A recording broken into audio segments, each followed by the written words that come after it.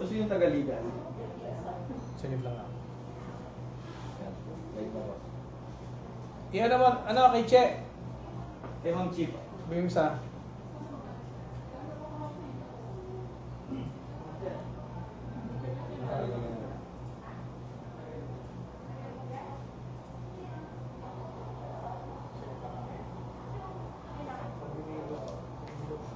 Iyan naman, ano kay Che?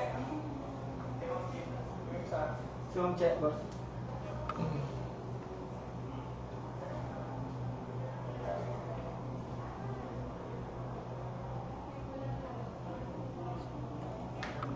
Sige. Magandang hapon po sa inyo lahat. Dito po tayo ngayon sa Poso in Actions. Magbigay po tayo ng update sa atin ng status ng ating COVID-19 dito po sa lungsod ng Calamba. Okay, so bigay po tayo ng update, no, sa ating status, no, as of May 10. Okay, so ito po yung ating status as of May 10. Nakita niyo po na tayo po ay nagkaroon ng panibagong kaso ng COVID-19 kahapon, May 10, na 52 new cases po. At meron din po tayong naitala na 21 recovered, no, newly recovered, and meron din po tayong nadagdag na namatay, particular sa sakit po na COVID. So, ang ating pong figure ngayon na pinag-uusapan ay meron po tayo sa kabuuang active cases na 1,340.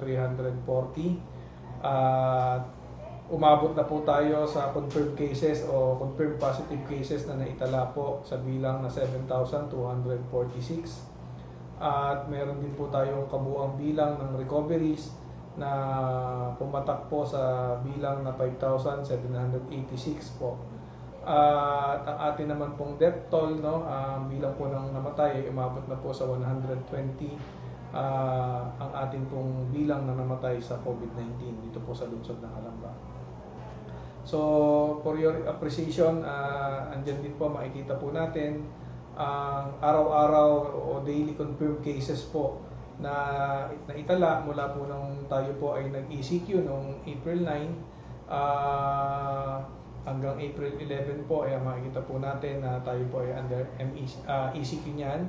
At nito po namang April 12 hanggang sa kasalukuyan, tayo po ay sumailalim sa MECQ.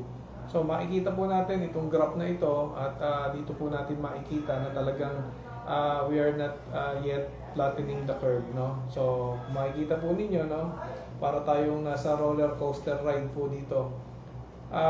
Sa katunayan po, na nalagpasan na po natin yung bilang ng pinakamataas na bilang ng COVID nung nakaraang taon, under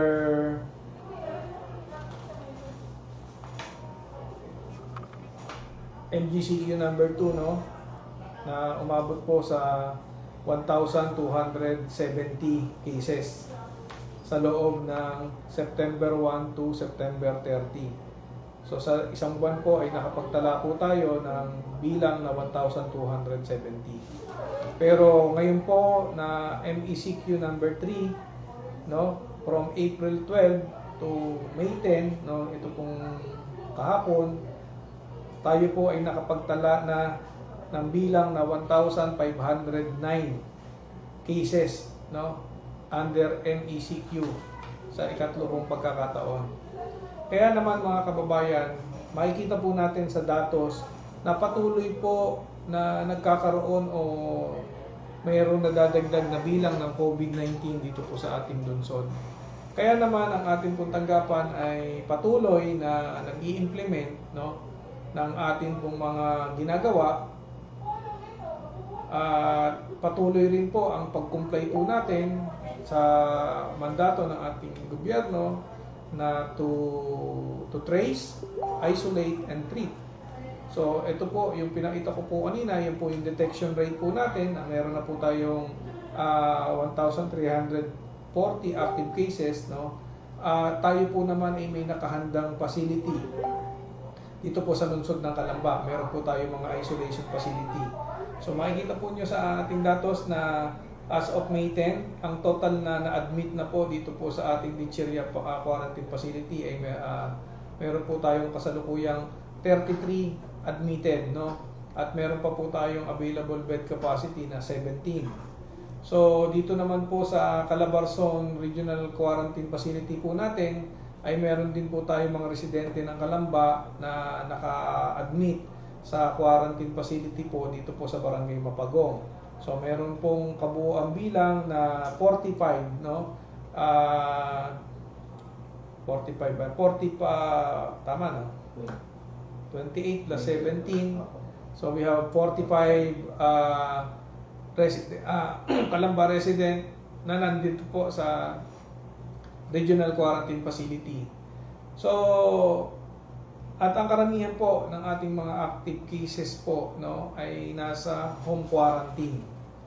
So, nananawagan mo tayo sa ating pong mga kababayan na nananatili sa kanilang mga tahanan at nananawagan din po tayo sa mga barangay na kung saan meron pong mga aktibong kaso ng COVID, no. Nakakalungkot pong isipin na tayo po ay 2 out of 54 barangay ay yun lang po ang bilang ng walang active cases, no? 2 barangay lang po out of 54 barangay ang walang kaso ng COVID. Ito po yung barangay Mabato at barangay Puting Lupa. So 2 barangay lang po dito po sa lungsod ng Calamba ang walang kaso ng COVID-19. So number 1 po sa listahan ay ang barangay Canlubang na meron ng 253 cases. Sa Maya pa po ay meron 175 cases. Barandal meron pong 73. Sa barangay Parian may 69. Barangay Bukal meron ng 47 active cases. Napakarami po pala dito sa barangay Bukal din.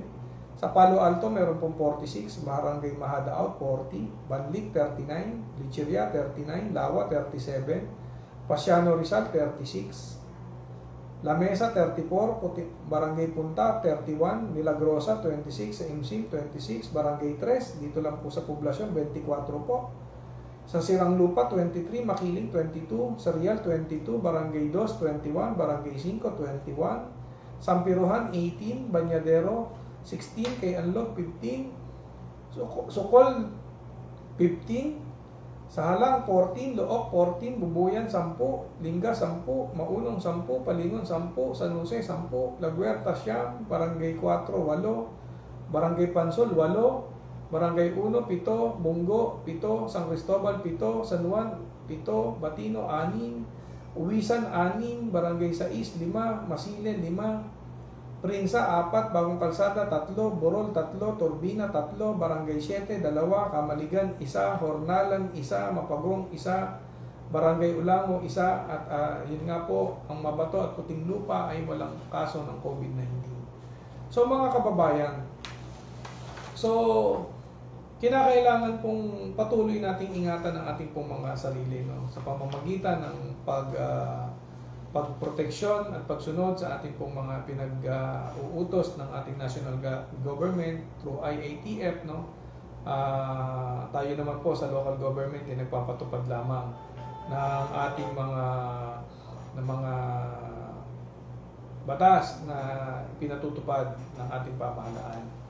So, malinaw din po sa datos na makikita, napakita ulit natin yung latest nating datos na yung bilang ng COVID dito po, ayan, makikita po natin ang daily cases, ayan po, ang active cases po natin ay umabot na sa 1,340. So patunay lamang po yan na patuloy pong kumakalat ang COVID dito po sa lungsod natin. Kaya naman ipakita natin yung mga activities na ginagawa ng ating POSO office, katulong ating kapulisan. Ayan, tulad ho nito, makikita po ninyo ang isang tindero, no, ng itlog, ayan, ay malinaw nagbabiolate po sa health protocol, no? Dahil unang-una, siya po ay nagtitinda, so kinakailangan siya po ay required na magsuot ng face mask at face shield, no? Bilang protection po sa atin pong mga customer. So, ayan o, hindi naman o nagkukulang ang ating tanggapan ng public order and safety, katulong ang ating pong mga POSO enforcers na hulihin ito pang mga lumalabag na ito. Alam po natin na medyo masakit, no, at nakakaperwisyo tayo sa mga negosyante, napasaway, no. Ito po ay tingnan natin sa positibong aspeto, dahil kung hindi po natin ipatutupad ito pong mga guidelines na ito, eh baka hindi lamang po itong bilang na ito ang ating pong nakalista sa atin, ano. So, isa pang example, ayan po, makikita po natin, no, yung ating mga pasyalan, nagkakaroon ng umpukan, eh patuloy po natin minomonitor yan. Katunayan, nung isang linggo o nung mga nakaraang araw, marami po tayo nasita dyan. Ayan, at least ngayon ho, eh, limitado na po yung mga tao pumupunta dito sa lugar na to. At patuloy po natin binabantayan. So, ayan po, makikita rin po ninyo, ito pong mga pasaway na kabataan, naggagala ng walang face mask, wala pong face shield, mga minor de edad na kung saan sila po dapat ay nananatili lamang sa kanilang mga tahanan, pero patuloy pong lumalabas, no. Muli po nating ipinapaalala na tayo po ay may pinatutupad na ano po, APOR na tinatawag, no. Tayo po ay may pinatutupad na according sa guidelines ay meron po tayo mga pinahihintulutan lamang na mga persons outside residence, no. So maliban po dito sa mga non-APOR, no, hindi po sila pwedeng lumabas. Sila po ay dapat nananatili pa rin sa kanilang mga tahanan para na sa gayon ay maprotektahan po natin ito pong ating mga kababayan. So, alam nyo, mahirap po, no? Mahirap po ang aming trabaho dahil sa bawat galaw po na aming ginagawa ay marami po ang nagagalit, pero hangad po namin ang inyong pangunawa sa mga trabaho na ginagawa po ng Public Order and Safety Office. Kagabi lamang po ay maraming kabataan o marami po na nahuli sa curfew, no? Ang ating pong kapulisan ay kasalukuyan naghihigpit na rin po sa pagpapatupad dahil sa mandato ng ating mahal na Pangulo, lalo-lalo na dito sa face mask, no po. Eh ang ating lugar naman ay meron na po tayong batas na naipasa ng 1 taon pa, no? Dahil dito po sa face mask, no, as a minimum health standard to comply with our constituent. So dapat po ay paglalabas po tayo ng bahay ay mapanatili po natin na tayo po ay nakasuot ng face mask at naka-face shield po doon sa mga lugar na kung saan ay kinakailangan po na isuot ang face shield. Lalo-lalo na sa mga pampublikong sasakyan. Ano ho, yan po ay mandatory na dapat ay sinusunod, no, at nagko-comply po ang ating pong mga mananakay. So gayon din, ayan po, mga sample po ng ating pag-iikot, no, ayan, mga kabataan na nagagala, walang face mask, ay kayo na po ang humusga. Kayo na po rin ang bahalang magmatsyag at magbantay sa inyong mga kabarangay, no. Ang aming pong tanggapan ay bukas sa lahat ng oras, 24/7. Kami po ay nagbabantay at umaaksyon sa mga sumbong na ating po tinatanggap. Katunayan, ayan po yung mga itin-turn over nating mga minors, no, na hindi po allowed lumabas. Ayan, itin-turn over po natin sila sa mismong mga barangay kung saan sila dapat, no, at sabihan ang mga opisyales na tawag dito. Sabihan po yung mga opisyalis natin na gampanan, no, yung kanilang mga responsibilidad bilang local officials, no. Tulong-tulong po tayo. Ayan po yung ating mga nahuhuli at dinadala sa mga iba't ibang himpilan ng barangay. So, tayo rin po ay tumutulong, no, at ito po yung ating mga community pantry sa ating pong mga kababayan na nagkakaroon ng mga pagmamagandang loob sa ating pong mga kababayan na nag-conduct po ng community pantry.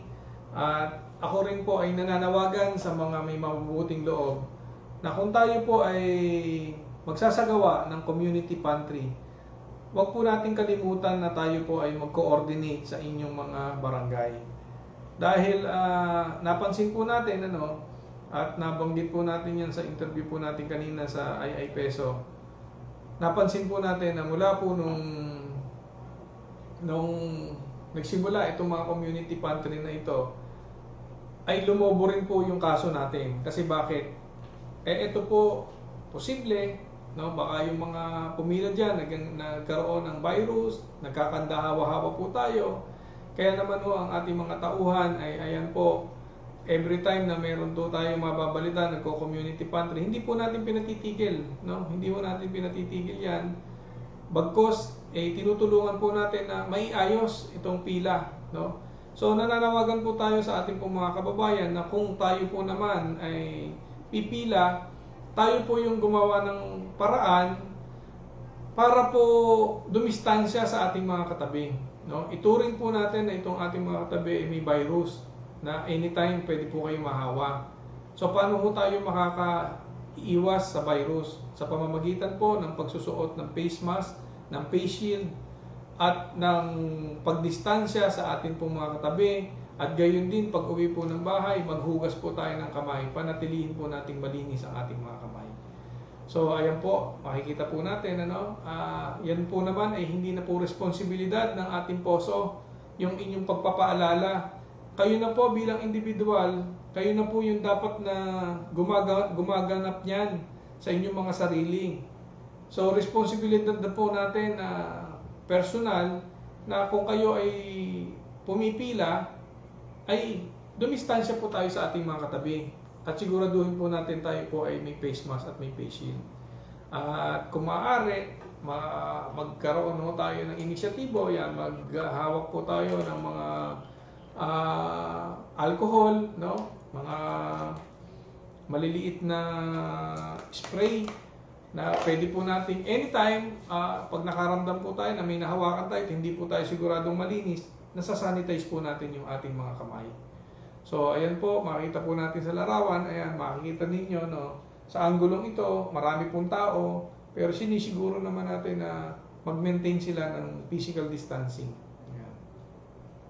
So ito rin po, nais ko rin pong i-report sa inyo, ito po ay isang parte o isang sumbong na atin pong natanggap. Ayan po, may good morning night, madaling araw po yan. Meron pong nag-message po sa atin at agad naman po natin yan pinapuntahan sa ating pong mga kawani ng Public Order and Safety. Kita po ninyo, hating gabi na, nag-iinuman, nagkakasiyahan. Tayo po ay may ordinansa na pinagbabawal po may liquor ban po tayo at meron din po tayong videoke ban pagdating po ng mga 10 oras ng gabi. So ayan po, inaksyonan po ng ating poso sa pamamagitan ng Special Services Division. 24/7 po gumagana po ang ating mga mamamayan para po sa pagpapatupad ng mga ordinansa at batas dito po sa ating lungsod. So aside from COVID update, so patuloy pa rin ang ating pong pagganap sa mga regular na trabaho ng Public Order and Safety. Yan po ay yan pong pagpapatupad natin ng CO 511 o yung Traffic Code of Calamba. So implementing of City Ordinance 511, 0511, So ano po yung mga sakop niyan? Yan po yung traffic code, Yan yung mga stalled vehicles, mga nagmamaneho ng mga walang lisensya, walang helmet, illegal parking. So yan po ay regular po nating ginagampanan ng ating mamamayan yan. So sa huli ay ako po ay mananawagan na laging sumunod sa health and safety protocols na pinaiiral po ng ating pamahalaan. Ugaliing gumamit ng face mask at face shield kung tayo po ay lalabas ng bahay. Palaging maghugas ng kamay at gumamit ng alcohol. Kung tayo po ay merong nahahawakang isang bagay na hindi po tayo sigurado at panatilihin natin malinis ang ating mga kamay kung tayo po ay hahawak sa ating mga mukha, partikular sa ating ilong, bibig at mata. So panatilihin din po natin na sumunod sa social distancing at least 2 meters, 1 meters na tayo po ay nakabukod sa ating pong mga nakakahalubilo, ay malaking bagay at malaking epekto po ito na tayo po ay maging ligtas sa ating pong virus na ito, no? Sa virus na kumakalat po. So, muli po, inyong lingkod, Jeffrey Rodriguez po, nagpapaalala, keep safe Kalambeño, na nananawagan po tayo na pairalin natin ang disiplina at malasakit ng bawat isa. Maraming salamat at magandang hapon po sa inyo lahat. Thank you.